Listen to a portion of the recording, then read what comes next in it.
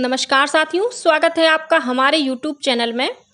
आप छत्तीसगढ़ की किस जगह से हमारे समाचार सुन रहे हैं, कृपया कमेंट बॉक्स में लिखकर हमें जरूर बताएं। रायपुर से प्रस्तुत है छत्तीसगढ़ के प्रादेशिक समाचारों के साथ मैं रजनी शुक्ला। पहले मुख्य समाचार। केंद्रीय मंत्री पीयूष गोयल ने कहा कि केंद्र सरकार छत्तीसगढ़ से चावल का एक एक दाना लेने के लिए तैयार है।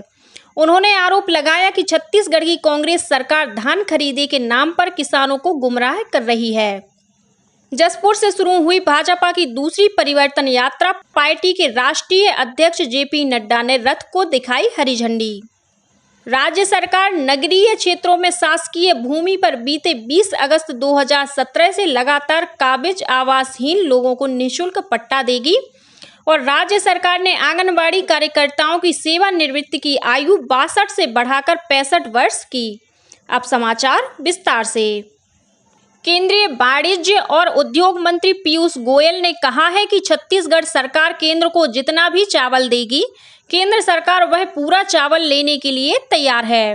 रायपुर में कल एक पत्रकार वार्ता को संबोधित करते हुए श्री गोयल ने कहा कि छत्तीसगढ़ के मुख्यमंत्री भूपेश बघेल ने केंद्र को पत्र लिखा है कि वह छत्तीसगढ़ से चावल लेने का कोटा 61 लाख मीट्रिक टन से बढ़ाकर 86 लाख मीट्रिक टन करें।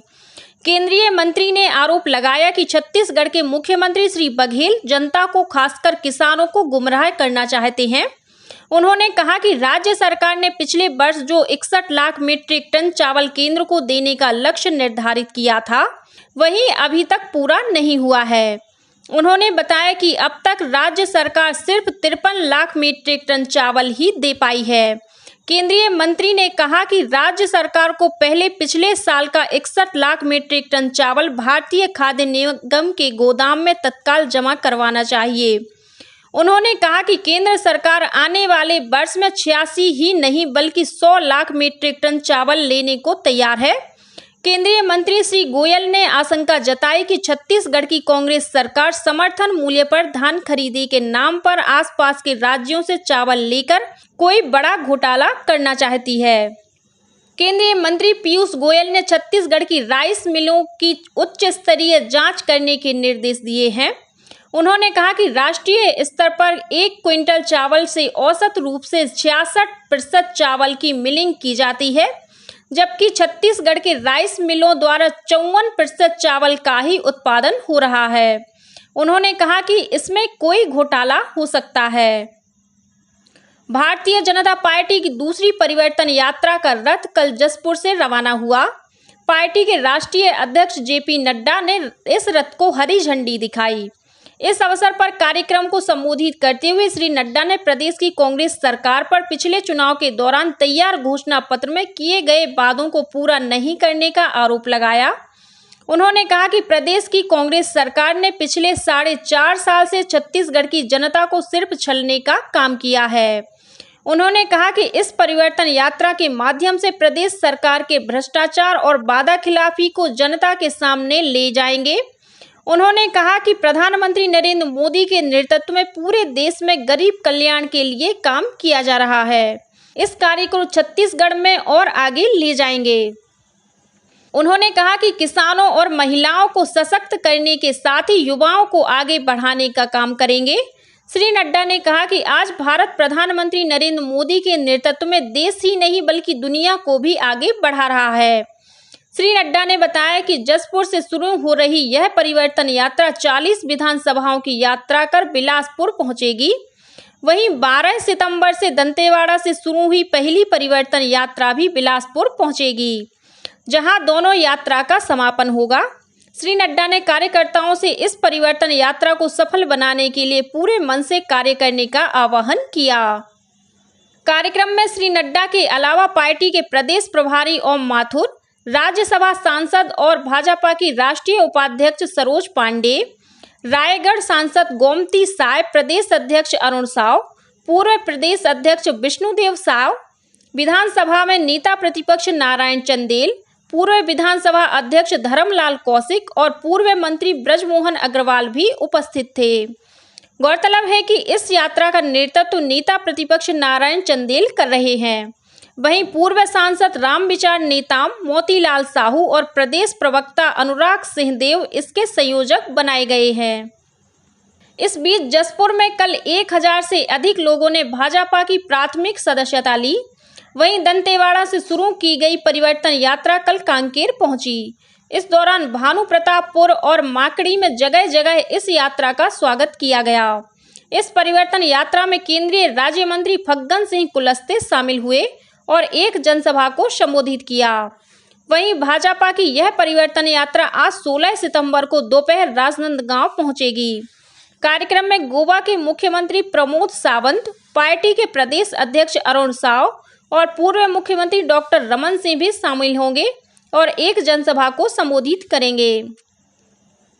प्रदेश में पिछले 2 दिनों से हो रही लगातार बारिश से जनजीवन प्रभावित हो गया है। वहीं कई नदी नाले उफान पर होने के कारण अनेक मार्गों पर आवागमन बाधित है। मिली जानकारी के अनुसार शक्ति जिले के बोराई नदी में पुल से 1 फीट ऊपर पानी बह रहा है। इस वजह से ढबरा हसौद मार्ग पर आवागमन प्रभावित हुआ है। प्रशासन द्वारा लोगों को पुल पार नहीं करने की समझाइश दी जा रही है। वहीं जांजगीर चांपा जिले में रिंगनी कुकदा के कंजी नाला में पुल से 2 फीट ऊपर पानी बह रहा है। इसकी वजह से सिवरी नारायण जांजगीर मुख्य मार्ग बाधित हुआ है। लगातार बारिश के कारण बिलारी नारा पुल पर भी पानी बह रहा है। इस बीच इसी जिले के बलौदा अंतर्गत ग्राम पहरिया में खेत में काम करने के दौरान आकाशीय बिजली गिरने से एक महिला की मौत हो गई, जबकि 2 अन्य महिलाएं झुलस गईं, जिन्हें अस्पताल में भर्ती कराया गया है। इधर बेमेतरा जिले में रुक रुक कर हो रही बारिश के कारण जनजीवन अस्त व्यस्त हो गया है। शिवनाथ नदी के उफान पर होने के कारण आसपास के कुछ गांवों में पानी घुसने की खबर है। वहीं नगर पंचायत नवागढ़ के बस स्टैंड में पानी भर गया। इसके अलावा जलगांव में पानी घुसने से सोसाइटी में रखी राशन सामग्री भीग गई। इसी तरह साजा विधानसभा के बीरनपुर गांव में भी पानी भर गया, जिसके कारण आवागमन बाधित हो गया है। इस बीच अगले 24 घंटों के दौरान प्रदेश के अनेक स्थानों पर हल्की से मध्यम वर्षा होने अथवा गरज चमक के साथ छींटे पड़ने की संभावना है। वहीं मौसम विभाग ने 1-2 स्थानों पर गरज चमक के साथ आकाशीय बिजली गिरने की आशंका जताई है। राज्य सरकार नगरीय क्षेत्रों में शासकीय भूमि पर बीते 20 अगस्त 2017 से लगातार काबिज आवासहीन लोगों को निःशुल्क पट्टा देगी। राजस्व और आपदा प्रबंधन विभाग ने इसके लिए पट्टा धृति अधिकार अधिनियम 2023 की अधिसूचना का प्रकाशन राजपत्र में कर दिया है। नगर निगम क्षेत्र में आवासहीन व्यक्ति 600 वर्ग फीट और नगर पालिका तथा नगर पंचायत क्षेत्रों में 800 वर्ग फीट शासकीय भूमि के पट्टे के लिए पात्र होंगे, लेकिन इसके लिए जल संरक्षण अधिनियम के प्रावधानों और सर्वोच्च न्यायालय के निर्णय का पालन सुनिश्चित करना होगा। सभी नए पट्टे निःशुल्क होंगे और सभी प्रयोजनों के लिए इन्हें रियायती पट्टा माना जाएगा। शासकीय भूमि पर कब्जे के सत्यापन के लिए आधार दस्तावेज 2017 से पहले जारी होने चाहिए। इनमें मतदाता सूची, विद्युत बिल, संपत्ति कर तथा आधार या ड्राइविंग लाइसेंस शामिल हैं।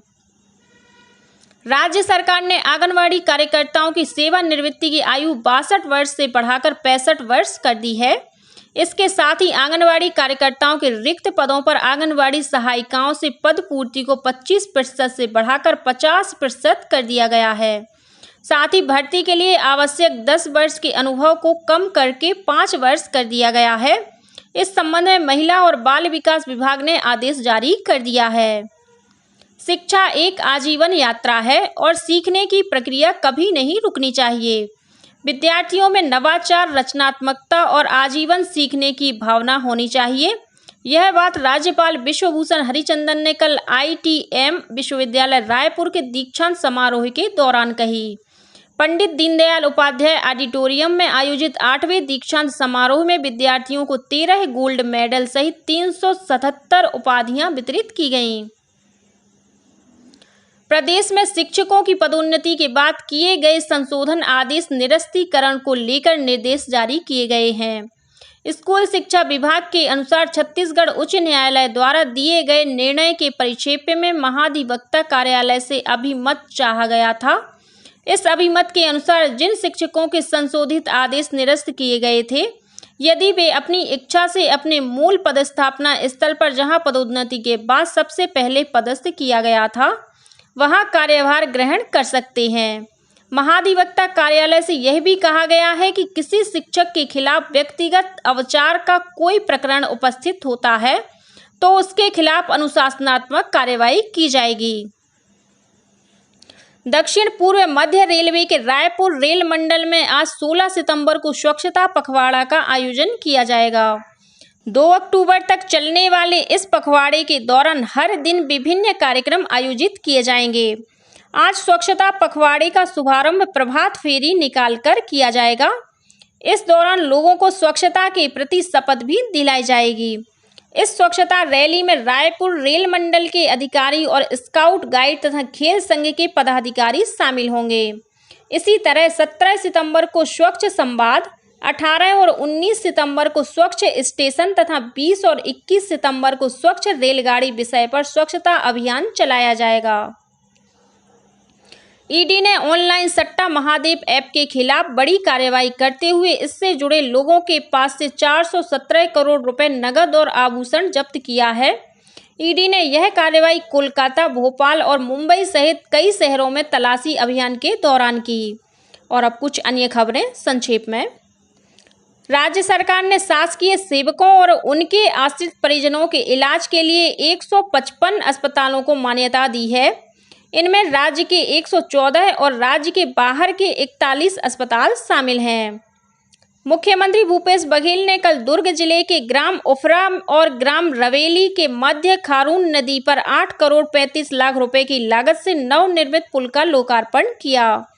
और विधानसभा अध्यक्ष डॉक्टर चरणदास महंत ने कल कोरबा जिले के उमरैली में नवीन महाविद्यालय का शुभारंभ किया। इसी के साथ छत्तीसगढ़ के समाचारों का ये बुलेटिन समाप्त हुआ। नमस्कार।